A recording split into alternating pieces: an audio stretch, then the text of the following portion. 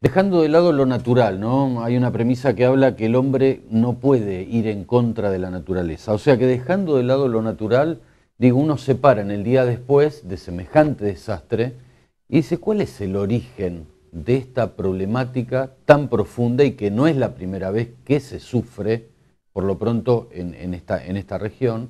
¿Y cómo se actúa? Ese es el tema. Juan Carlos Jiménez, gracias por haber venido. No, por favor. Bueno, ¿cómo se actúa? ¿Y cuál es el origen de esta problemática? ¿No? Dejando de lado, como decía hace un momento, lo natural. En realidad, obviamente, lo natural es inseparable de el sitio donde el fenómeno extraordinario, en este caso una lluvia extraordinaria, ocurre. Ahí entonces el resultado del fenómeno meteorológico y la combinación con la zona o la ciudad que recibe esa lluvia es el que nos termina produciendo un impacto menor, un impacto medio o un impacto realmente extraordinariamente negativo como el que ocurrió. Dada una lluvia extraordinaria de las características, sobre todo de la que ocurrió en La Plata, que fue aún peor que la tormenta que tomó al norte de la ciudad de Buenos Aires, porque básicamente fue en el norte de la ciudad de Buenos Aires. Con una lluvia de tal nivel, la ciudad que recibe, le decía, semejante precipitación, tiene que estar preparada para poder hacer frente a este fenómeno. Eso significa que no solo el sistema físico convencional que uno conoce como los desagües pluviales tienen que estar, digamos, adaptados a las máximas precipitaciones, sino que toda la ciudad y su entorno porque en realidad las cuencas que afectan a una determinada ciudad no están circunscriptas a los límites administrativos y normalmente la cuenca excede el ámbito de la propia ciudad, o sea, desde el conurbano ya se está produciendo el fenómeno. Le decía que el sistema de la red pluvial, desde las alcantarillas, que son las que toman el agua que escurre y que le va tomando, digamos, el agua y la lleva a la red secundaria, si usted quiere, la red a nivel vecindario, y se va haciendo la trama de la red y se van aumentando los conductos y finalmente se llegan a tener a nivel de subcuencas dentro de la ciudad conducciones mayores, importantes, y después tener los grandes conductos. Esa es la red. Si la red está diseñada para poder conducir los caudales máximos que producen los peores, digamos, momentos de la precipitación, porque una cosa es la precipitación promedio, pero realmente la precipitación tiene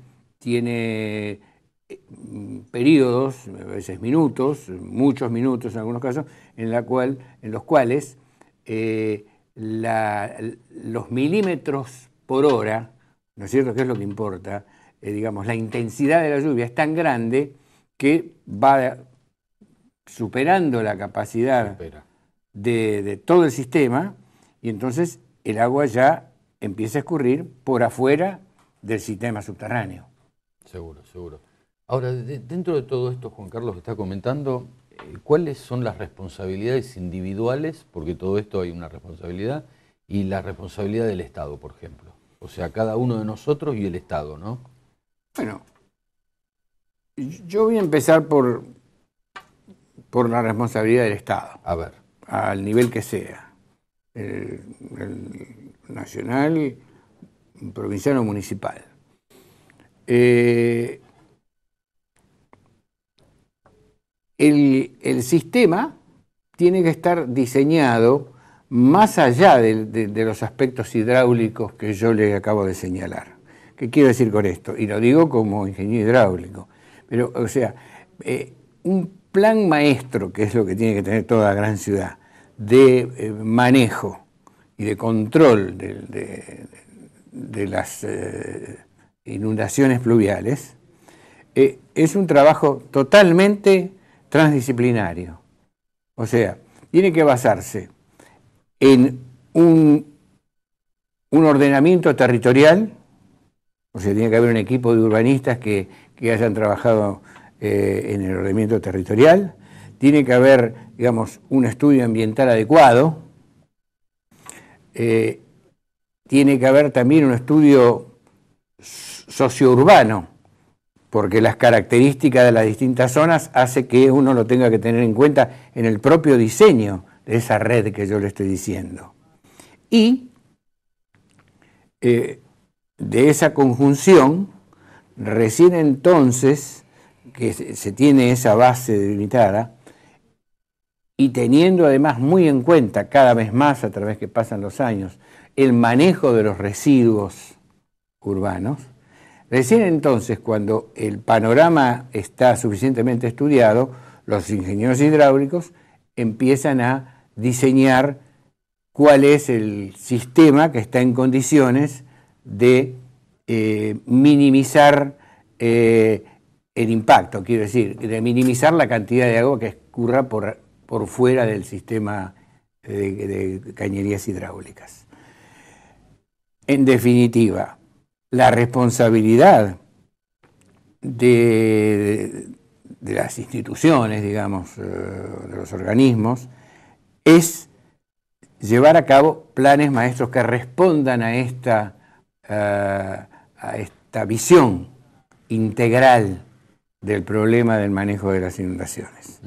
Y en esto, ingeniero, ¿habría que retomar este tema, actualizarlo o nunca se hizo un estudio de este tipo? Se han hecho estudios de este tipo. Justamente en el año 2002 se hicieron estudios pilotos, hubo una donación del gobierno del Exim Bank japonés de casi $1 millón de dólares para hacer un manual de manejo de inundaciones urbanas. Eso era gerenciado por el Banco Mundial y yo trabajé de coordinador. Trabajamos 1 año y medio y íbamos a tomar 9 localidades y tomamos 15 localidades de la Argentina. Pero lo que se trataba de hacer en cada una de esas ciudades, hacer de una manera expeditiva un plan maestro con estos criterios que yo le digo. Sí, claro. Y finalmente, yo era coordinador y era ingeniero hidráulico, pero realmente cuando me tocó presentar el manual en algunos organismos de ingenieros, cuando yo les decía, miren, lo que nosotros los ingenieros consideramos que es el diseño de un sistema pluvial de una ciudad, cualquiera que sea, mediana, chica o grande. Si nosotros pensamos que es lo que normalmente hemos hecho siempre, toda la vida, que decir, bueno, estudiamos la topografía, estudiamos la geotecnia, estudiamos la hidrometeorología, bueno, con los distintos especialistas, ¿no es cierto? Y después hacemos los estudios hidráulicos, definimos los hidrogramas máximos, las situaciones peores desde el punto de vista de caudales, y diseñamos el sistema, después le calculamos los costos, hacemos los planos y terminamos. Si ustedes creen que eso es hacer el sistema de desagüe pluvial de una ciudad, no es así. Eso es el 40% del trabajo, porque antes que eso, tan importante o más importante que eso, es tener todos estos estudios que yo ya le comenté. Claro. Por supuesto que me miraban muchos ingenieros con mala cara, porque, digamos, realmente hay que visualizarlo de acuerdo a la metodología que yo le acabo de mencionar y que no es un invento del equipo que trabajamos. Eso, usted busca internet y pone Master Plans Urban Drainage, va a encontrar montones de planes maestros en todo el mundo que ya han superado bastante el problema de las inundaciones. Nunca es posible superarlo al 100%. Sí, Siempre, pero no es lo mismo que usted con una gran lluvia, intensa más allá de las previsiones usuales. No es lo mismo que usted tenga 1 metro, que usted tenga 20 centímetros durante 20 minutos, y no que tenga 1 metro durante 6 horas. No. Eso es lo que quiero decir, minimizarlo desde el punto de vista hidráulico. Pero esos planes maestros que yo le digo, en muchas ciudades, insisto, eso cualquiera lo puede encontrar en internet, ya han avanzado en otro tema que es fundamental, que es el tema de la contaminación, porque usted vio que en el año 83, después de la gran crecida del 30 de mayo de 1983, hubo una mesa redonda que salió, no me acuerdo qué diario, vimos varios ingenieros en el centro argentino, ingenieros, y me acuerdo que ellos pusieron como copete, que le llamaron, sí. Que había dicho yo, las inundaciones siempre van de la mano con la contaminación. Y eso se ve, usted lo ve. Realmente las marcas en las paredes de la ciudad están llenas de todo tipo de aceites. Sí, sí. Y es más, hay un problema, cuando usted descarga las aguas de lluvia terminan finalmente en algún receptor natural, que será el río de la Plata, que será algún otro río según la ubicación en la cual esté la ciudad, pero digamos, lo que llaman estas lluvias repentinas, en los primeros minutos, si no es una lluvia que dura demasiadas horas, o aunque dure lo mismo, el agua arrastra no solo hojas, basura y esos elementos, arrastra elementos que son de un grado de contaminación elevado, como es el plomo, porque todo lo que es las emisiones de los autos y de los colectivos y de los camiones terminan depositando plomo en el suelo y arrastra el desgaste de las gomas. Entonces, realmente, para cerrar esto y no hacerlo demasiado largo, yo le diría que hay que responder a los lineamientos de lo que es una planificación en base, valga la redundancia, a un plan maestro de drenaje totalmente transdisciplinario para cada ciudad, adaptado a las características de esa ciudad en base a todos esos estudios que yo le dije. Seguramente. Prevención, ¿no?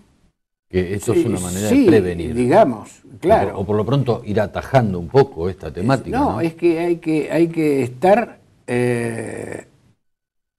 adaptado a los eventos máximos. Exacto. Esto no quiere decir que eso no puede llegar a ser superado, pero que el resultado de eso sea superado no es impactante. Ahora, usted me preguntaba, desde el punto de vista individual, o sea, de los habitantes de esta ciudad, sea cual fuere, la responsabilidad de ellos es no contribuir a empeorar algunos aspectos que influyen mucho en el impacto de las aguas. En particular, el tema de los residuos que yo le estoy comentando. Ingeniero Jiménez, gracias nuevamente por estos minutitos. Y esperemos que alguien trabaje en lo que es todo este encuadre tan necesario. Hay mucha gente que trabaja, porque lo que yo le digo lo saben muchos colegas, y no solo colegas de la ingeniería, sino de las otras disciplinas. Y por lo tanto, yo creo que si después de este terrible golpe nos ponemos todos a trabajar en conjunto, vamos a poder adaptar los sistemas de las ciudades a estos eventos que se están haciendo cada vez más críticos. Seguramente. Gracias, ingeniero. No, por nada. Pausa.